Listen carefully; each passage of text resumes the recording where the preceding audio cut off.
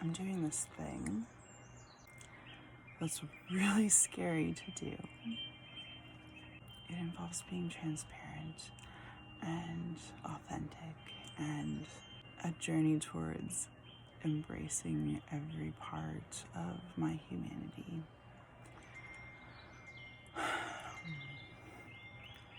And I'm not gonna lie, it's super scary.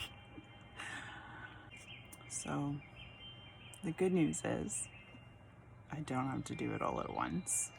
And if anyone else was thinking about doing this too, or is, you also don't have to do it all at once, you know.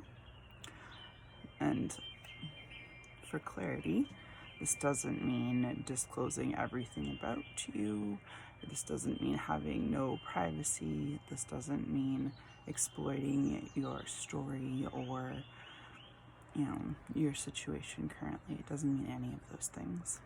It just means that I am both a therapist and a human, and all of the things that come with both of those things. Living and working from the same space is difficult. It's been really difficult to try and figure out what that means, what that looks like. How do you hold boundaries between work life, home life? Are you accessible because you're home to your family? Are you working if you don't have things to do at work? Like, do you then devote that time to family, or do you spend that time with yourself? So these are things that I've been trying to navigate through, on top of figuring out how to be in the world. So this is the journey that I'm on, and you're welcome to come with me. Hi, my name is River. I'm a human, and I'm doing things. Today I want to tell you that I live in a body that has been ravaged by trauma, and then decided it was going to continue that ravaging, and and now we call it chronic illness, which is shitty, because I think it should be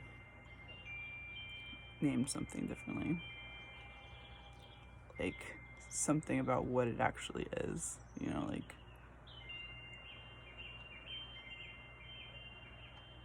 I don't know. Do you have any ideas? I was thinking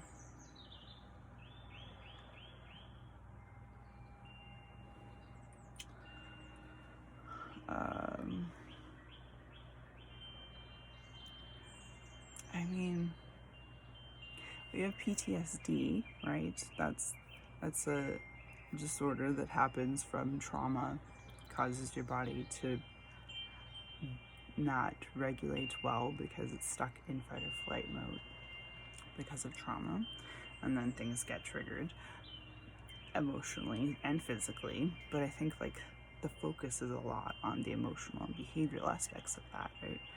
Like socially, how PTSD is like can be very damaging, can be very devastating to the human that exists with it and the humans that live with them. And I think that there should be like some physical form of that named, Maybe there is. I'll look. I haven't really found anything yet that I have looked, but I haven't really found anything yet that like feels like a good naming, So instead, I will just speak to I have chronic illness that I fully believe is my body's way of continuing this, continuing living in trauma. You know, I don't currently live in a chaotic trauma environment, but my body is chaotic and traumatic, and honestly, a lot of days it's really difficult to feel gratitude for this body, you know? But it's also this body that survived all those things. And I think it's probably just like the brain. You know, when people go through trauma, a lot of trauma, and then later when things are safe, hopefully, they might find themselves back in situations again that can, from the outside, be like, dude, you did that to yourself. Yeah and no. Like, we gravitate towards what feels safe and what feels familiar and what feels understandable. And a lot of times when you live in trauma for a long time, being happy can actually be the most scary thing. Trust me, I know. Yeah. So, you know, sometimes we end up finding ourselves in places that we're like, how did this happen? I know better. But then it repeats, right? And so therapy can help kind of slow down that process. Let's look at it.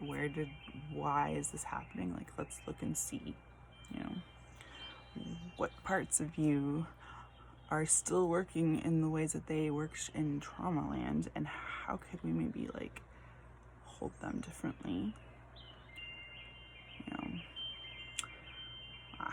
DBT is coming into my body right now. Yeah.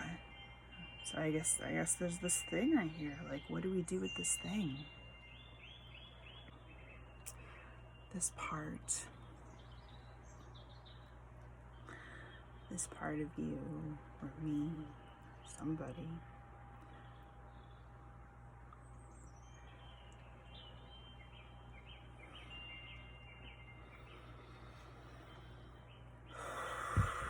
was having a hard time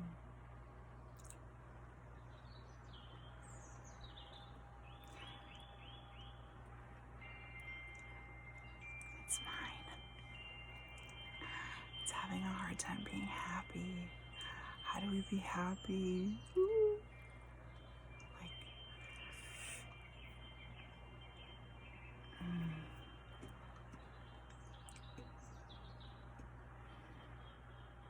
this part, I'm trying to soothe it, but it's like, this is the part, this is the real part.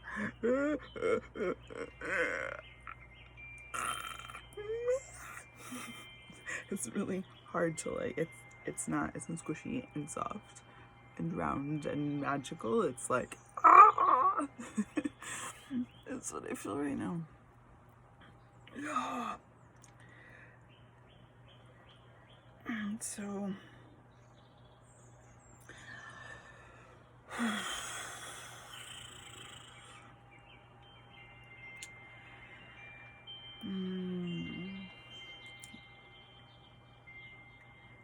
in TBT land, which is developmental transformations, which is a form of drama therapy, we do something called sound and movement. So this, it's maybe transforming.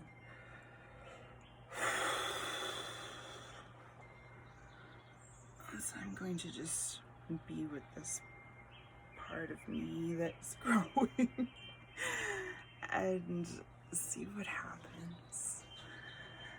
Uh-oh.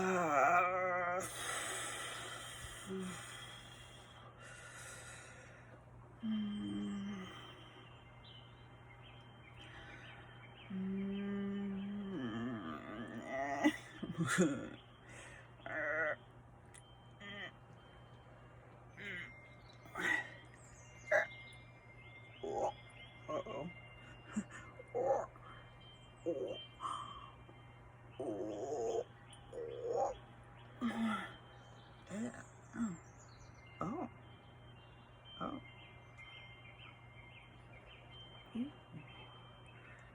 Oh. My.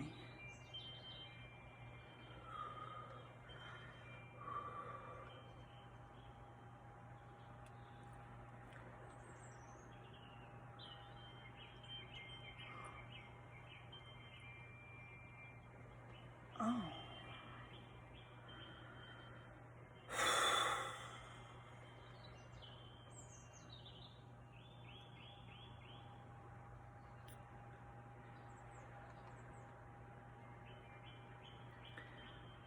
Just gonna think about being with this feeling, this part of me that's feeling scared about being happy. I'm just letting my body kind of authentically move in the ways that feel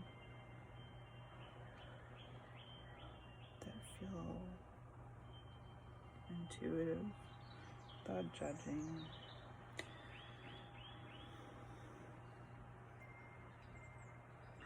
If you're practicing this too, try to think about noticing the movement, noticing that the things that you might project onto it or make meaning from it, or what does this mean, what does this look like, how does this feel, but don't get stuck. Let it come and go. The mantra in DBT is what else? What else could this be? And right now it feels a little bit like a baby, but also like, what else? What else is this?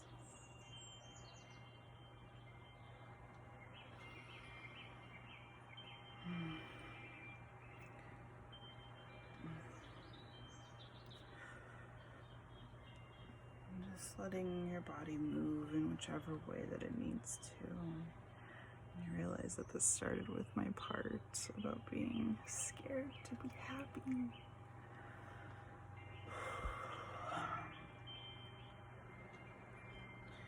Just letting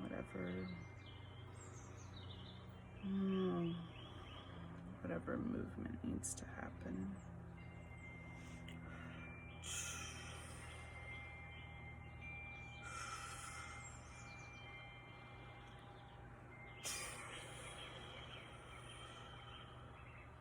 Noticing any little differences in the repetition, because nothing is ever exactly the same.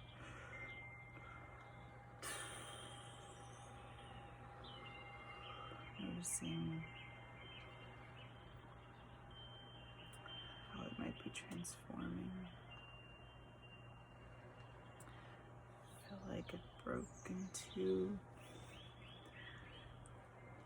this one and something else that's trying to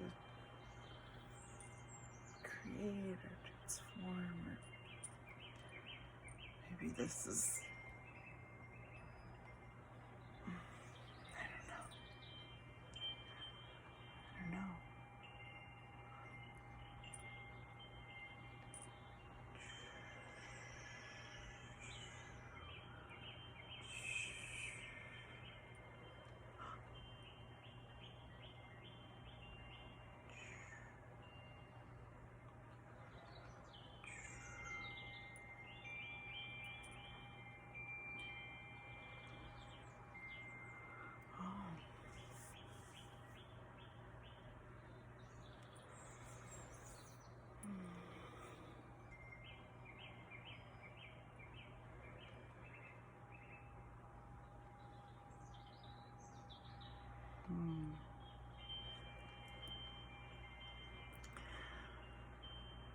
Once upon a time,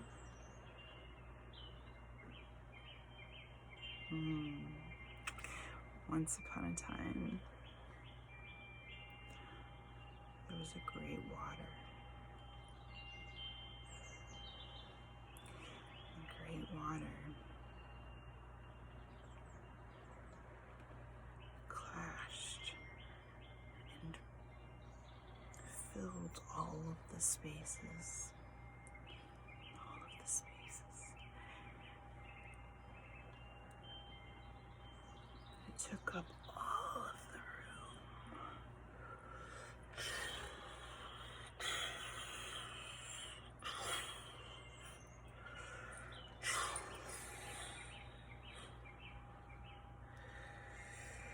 And then it found a hole underground.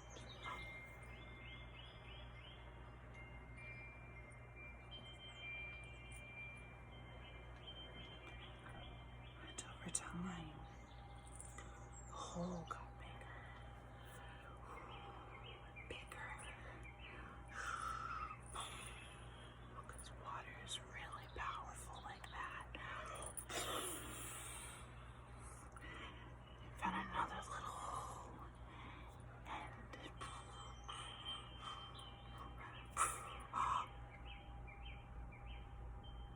found daylight again. The water pooled in the area around the hole, and when it filled up the space that it could, it overflowed, and it became a stream.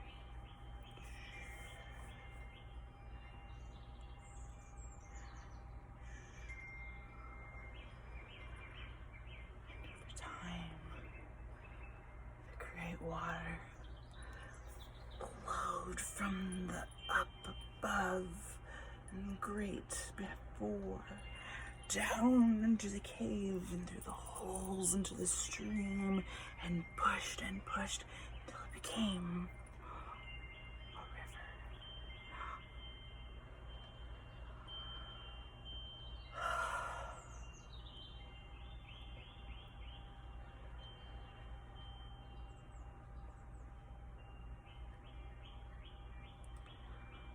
Sometimes rivers are really wide and shallow. And we can float on them slowly in the sun.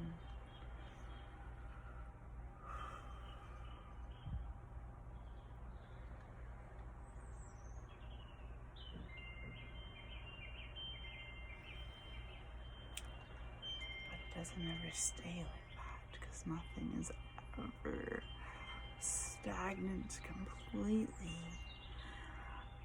And eventually the river starts to get faster and the banks come in further and closer together, and the river turns into rapids, and it becomes very violent and scary, and oh my goodness, waterfall.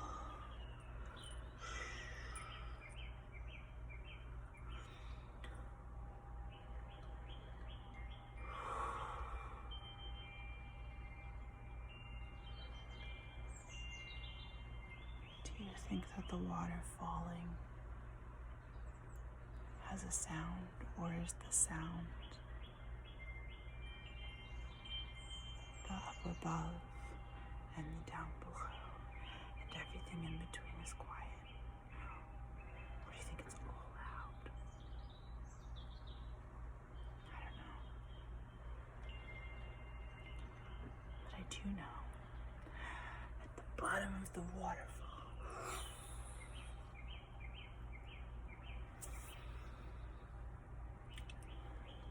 today is a lagoon.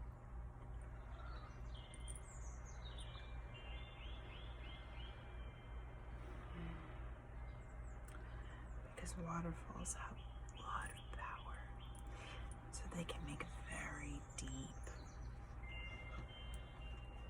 ponds deepness comes stillness.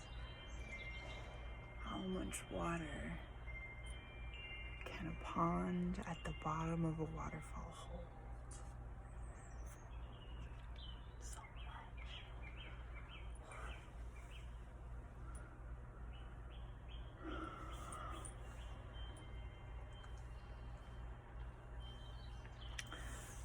So I invite you today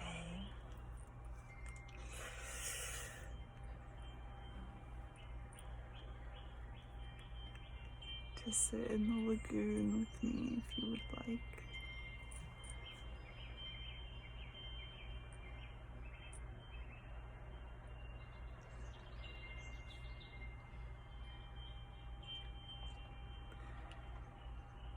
That's where I'm going to be.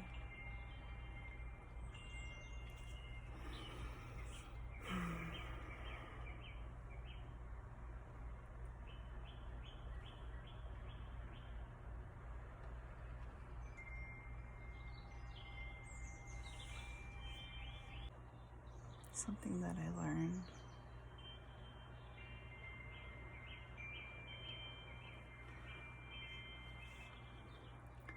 is that healing and trauma work and recovery and the stories, they don't come in like a timeline, you know. It's not like this and then this and then this and then this. A lot of times it doesn't make sense, the ways that our body like picks the things. I don't know that it picks anything, but the ways that trauma comes up and the work happens is very disjointed a lot of the times. And for some of us that really can't stand instability, that's really hard.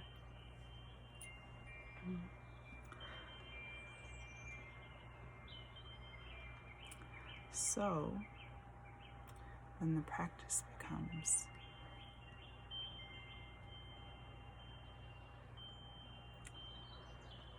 allowing whatever it is to emerge and to not judge it and to trust that whatever needs to happen, whatever needs to move, whatever feeling or part or memory or, you know, repetitive thought is happening, that it's okay.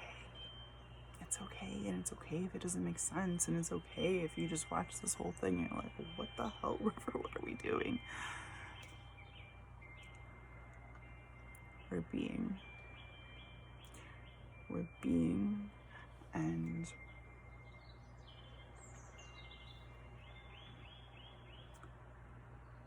we're allowing. What we did was talk about this part of me you probably might have too, that is afraid to be happy. And through sound and movement, today, right now, it was able to transform into water, into a river, into a waterfall, and into a lagoon.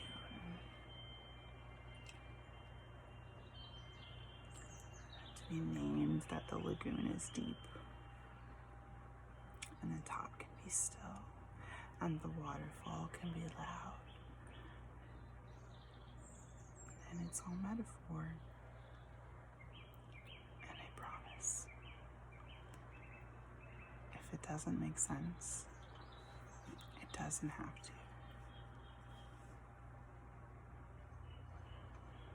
What if we just didn't judge it?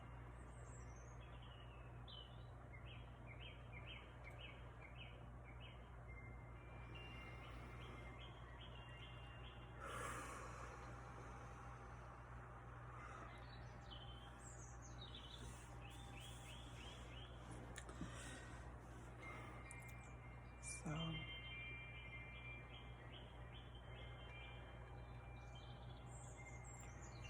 to close today, I have these archetype cards.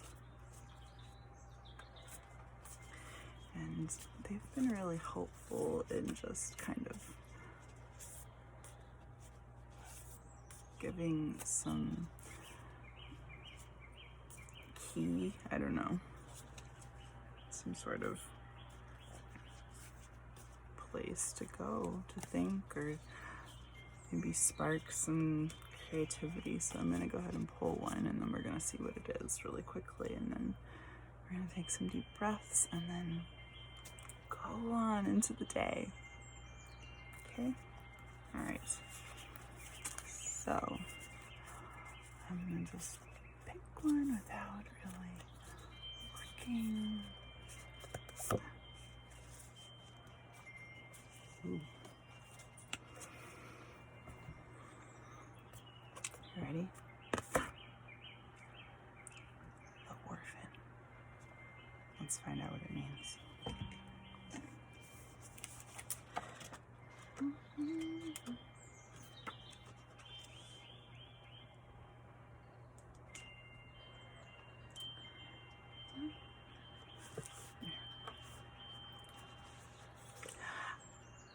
There are these, side note, there are these two girls on TikTok that I watched this morning, and they've been creating this song for, I think, their friend named Delaney, and it's stuck in my head. Delaney, Delaney, you'll never be like them. And I really like that because I think a lot of people that suffer from trauma, that have experienced trauma, worry that they're gonna repeat all the things, and you know what? You don't have to. You don't have to. Be the person who breaks the cycle. You can change. You can change the script.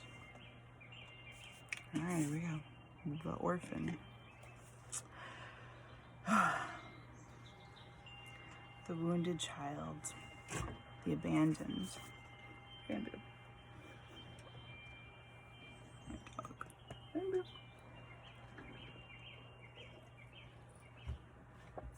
Okay. And the beggar. Oh, goodness. To study the orphan is to study the deep and challenging energy of our time.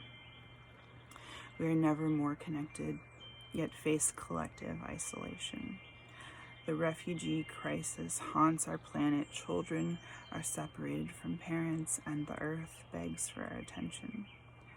We are in a time of universal orphanage, of nature, of each other, of our own hearts.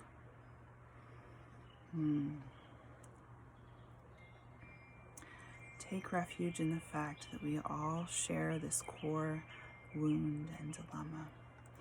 It is normal to fear this card, as it haunts the caverns of the soul.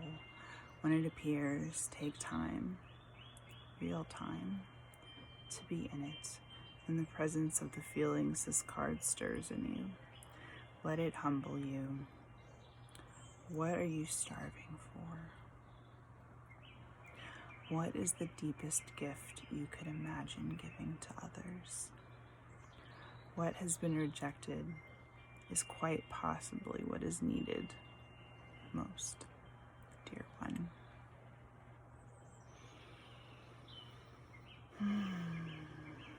Accessing this archetype through creative acts like drawing, painting, or writing.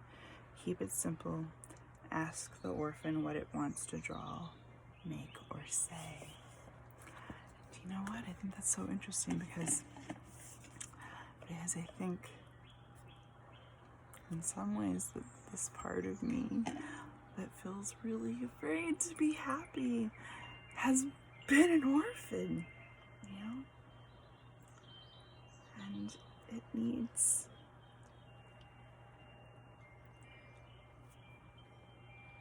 lots of things. I'm curious what this brings up for you. What do you need most? What can you give to the world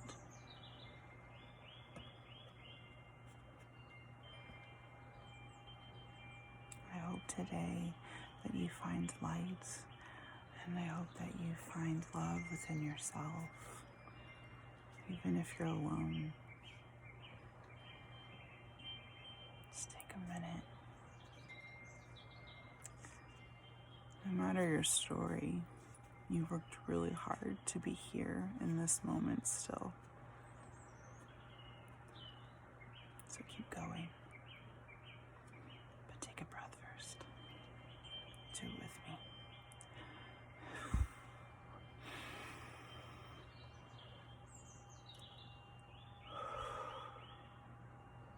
This time take a deep breath in of whatever thing you need today. I need some courage. And think about what you could blow out, what you could evict. Okay. Gently. Here we go. Last time. Ready?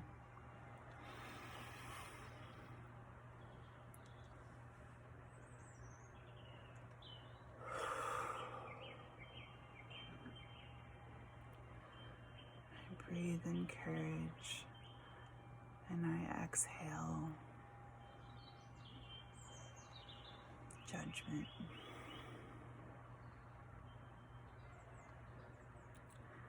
I breathe in courage and I exhale judgment.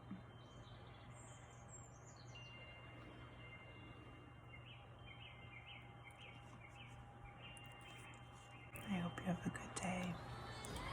I'll see you soon.